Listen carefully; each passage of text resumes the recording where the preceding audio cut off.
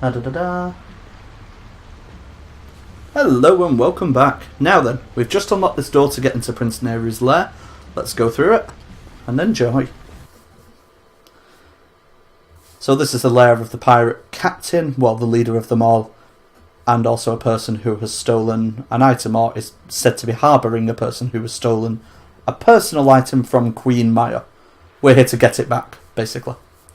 Let's see what we can do.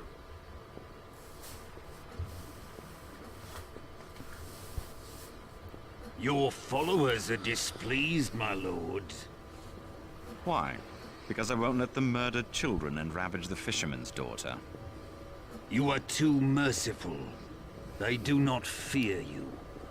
I will not be Prince Neru forever. Your patrons may be happy, but Munari's city is far away.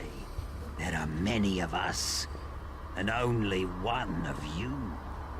I've learned the odds are always in my favor. Here we go. It's gonna kick off.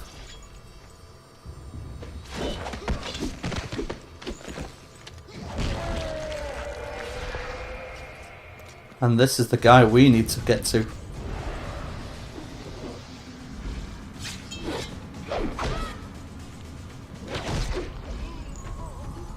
I still love that hair whip. It's just brilliant. Bloody pirates. Fantastic. Absolutely fantastic. And let's go and rob from him. Well, take what is rightfully ours. We'll discuss morality and ethics and what have you at another point. Immediately take out the caster here. Stop him! The fire edition of this weapon will be very useful when dealing with people. There are some that are able to repel against it. However, these guys, as you can see, they're not one of them.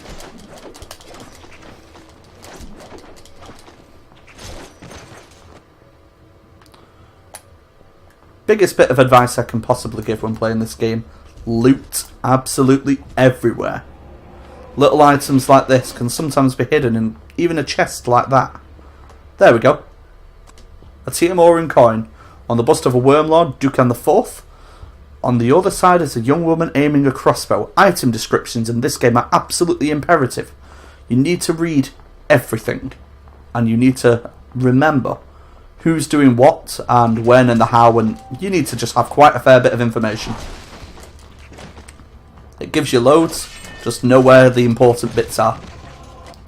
Wonderful. Ah, another mace. So, this looks like the quarters of... This is the quarters of Neru?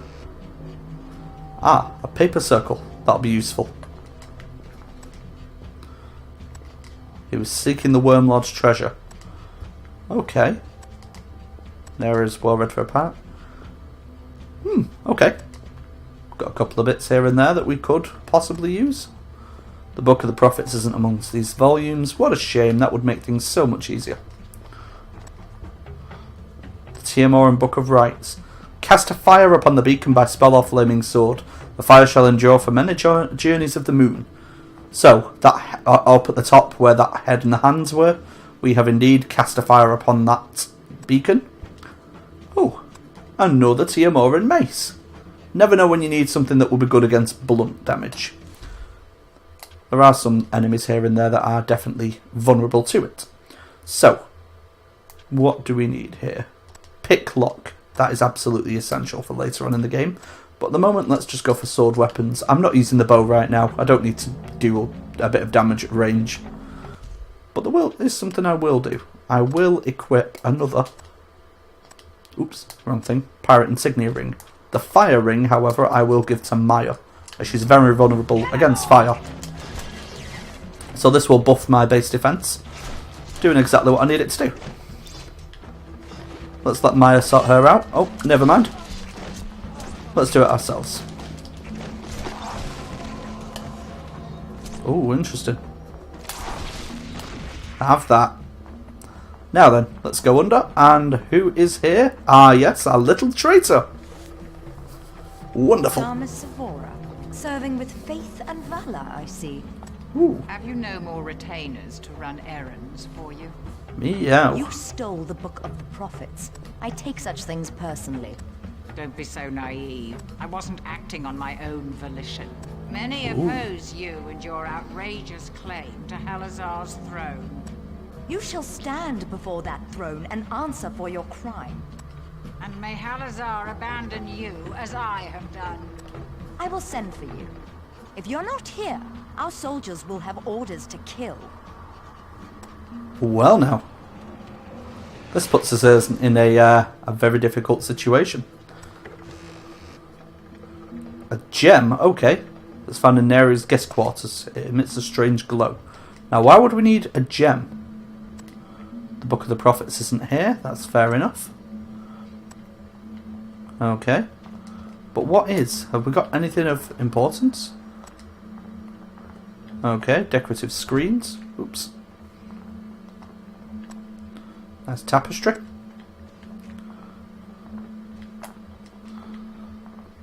Because this is a sequel, being Summoner 2, it does have quite a fair few place name references to the first game. However, it works as a standalone title. Not a lot of things are needed to be known, and not a lot of things carry on from the first game. Which is quite merciful, really. I'm sure that just dropped some gold. Either way, let's have a look around. Black trousers and red sashes. Nothing I need there.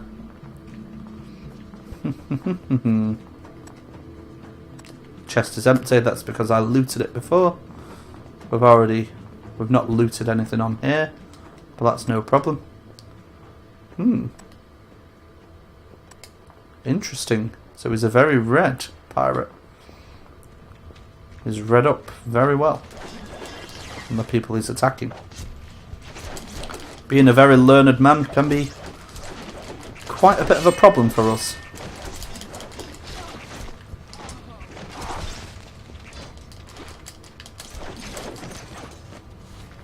I still had no idea that I would be able to do some damage, fire damage specifically, whilst only using the melee attack. That's really bizarre. And it seems to hit with more accuracy for that matter. Who would have knew?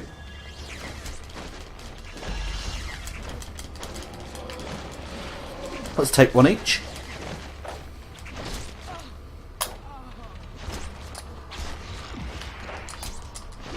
One more. Bye bye. Now then, there is a bit of loot in here. A treasure map amongst the bones, but I am certain there are some skeletons hidden around here. These ones, an emerald ring. Okay, it's a small gem, but it's something really. And I'm certain that there is another skeleton, this one over here, with a ruby. If it just says it appears to be valuable, all it is just to sell, really. It's nothing other than that. Now, a health potion and a golden case that holds a loot. Now, who do we know that plays a loot? Okay, pirates stole these goods from the bastion. Fair enough. Barrels reeking of ale. You see, it's little things like that that just give it the world a bit of... just something a little bit different, really. Ah, here we go. This epic was composed in honour of Miyoka, a renowned huntress. So we know that Miyoka is not a musician, she is instead a huntress. Here's the thing, the most important part of this room is this wall, right here. 4 small keyholes, but there's no door or lock. Now that's very bizarre. We'll have to find the keys somehow. Now, luckily, that's what the items like these are for. This is to give some what's the word? This is just to give some background just about the item and what have you, just to give it just to give it that little bit of characterization.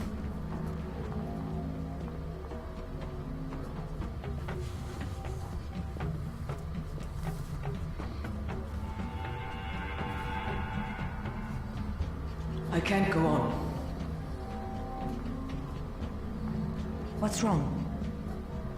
The unseen. Their presence is strong here. The unseen live below Munari City, if they exist at all. We must leave this island, Your Grace. I'm not leaving without my book.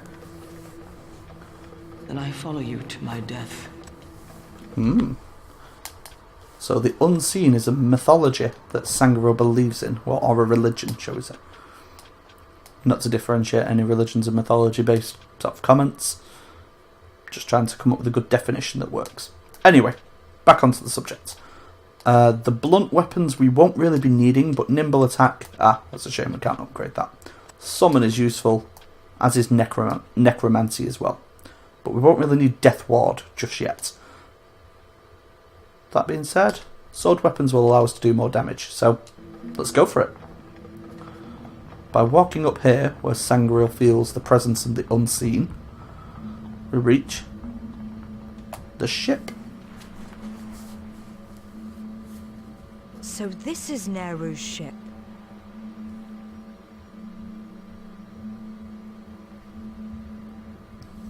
How does he intend to sail it? Interesting. So, this device holds a facet of depression as if made... Okay. With the facet there, we're able to quickly whack in Neru's gem. But what does that do? Aha, it's a key.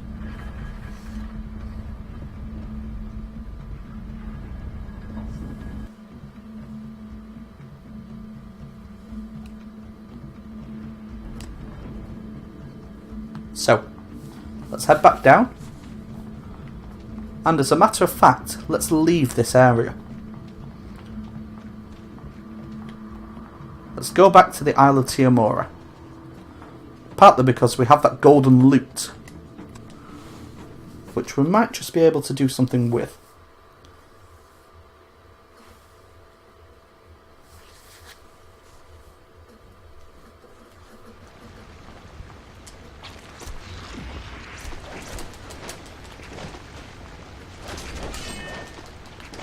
That spell is a leech as well, which will sap some of your health. Can be a bit annoying to deal with as well at times. Let me just walk over here. And before we take these guys out, let's sacrifice this to one of the daughters. Here we are. Her name is Drusilla. Yes, she is, who sang to please her father's ear. Wonderful. Gave her to the Worm of Song. Her father is named Tuskat III. You may have my lute. It gave me joy as a youth, but the dead now sing in silence. Wonderful. The instrument appears to be rather valuable. Now that is a very useful thing as well. My father will give you the key you seek. So, if we remember where Tuskat III was...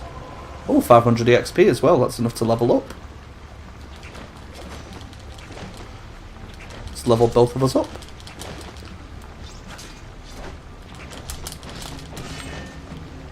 So, let's find where Tuskat is. But first, let's help Maya out of a sticky situation, shall we say. Now, Sakasan is there.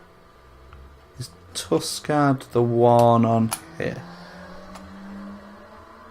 Ah, wonderful. We have a fair bit of a walk. Words that I absolutely hate to say when I'm playing this kind of game, because I don't want to make this seem a bit boring. However, I also don't want to pan away just in case we miss something important along the way, because any small detail in this game can be absolutely imperative to understanding the story.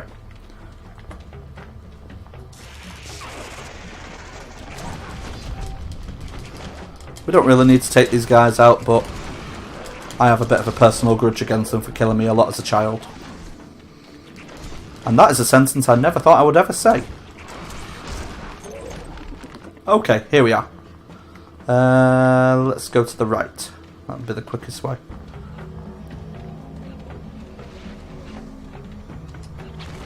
Oops, they're aware of me. Oh, these guys can block as well. By taking one of these each, it prevents them from healing. Makes things nice and easy. So, as I said, we have some... Oh, wrong part. Some skills. Nimble attack would be good. Blunt weapons... In fact, I am going to level it up because there are instances when we are going to use it.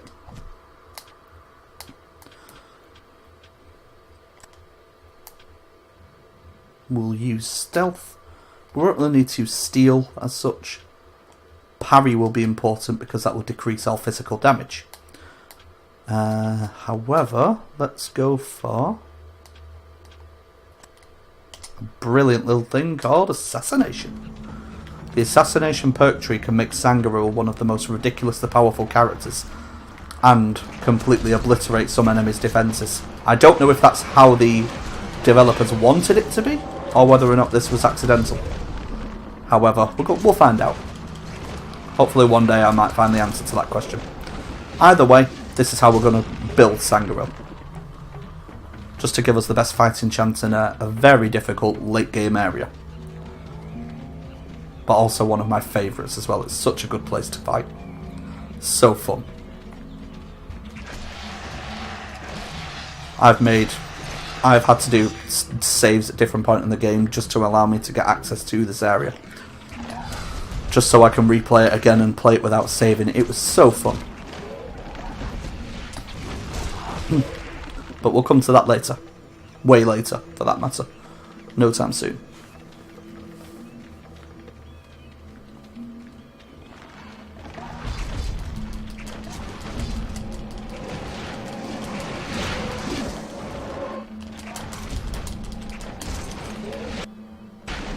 Okay, a revive scroll. Very useful.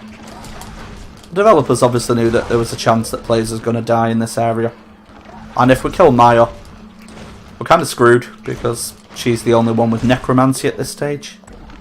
If we kill her, we'll need an item to revive. Anyway, this is the guy we're after. Tuskad III. Wonderful, we have received a key. Now, remember those 4 locks behind a wall in Neru's palace? Yeah, now we've just found a key. This might be a case of putting 2 and 2 together, but I think that might go there.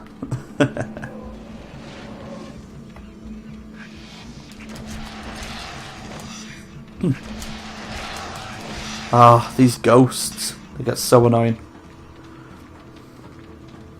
That being said, it's really fun to come back here when you're a late game character and just one-shot these enemies. It's really satisfying. There we go. Let's go back the same way. Sadly, we can't just get out of that. What was that? Was that just something for the worm, or? Ah, it's just for the worm of wisdom. Ah, well. Might have been something important. Never know. You've got to check everywhere in these things.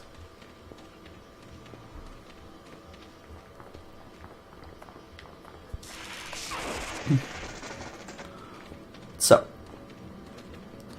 this is what we're going to do. Can hear the sound of that waterfall coming through a little clearer. There we go. Head to the left and straight back into Prince Neru's lair.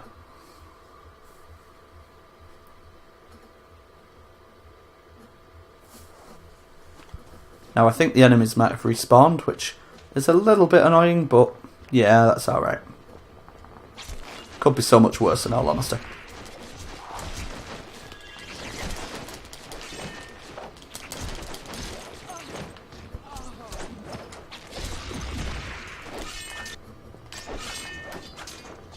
Come on then. Let's see what he's able to do. Oh, that's right. Nothing. Worth a try. So, let's leave this area now for good.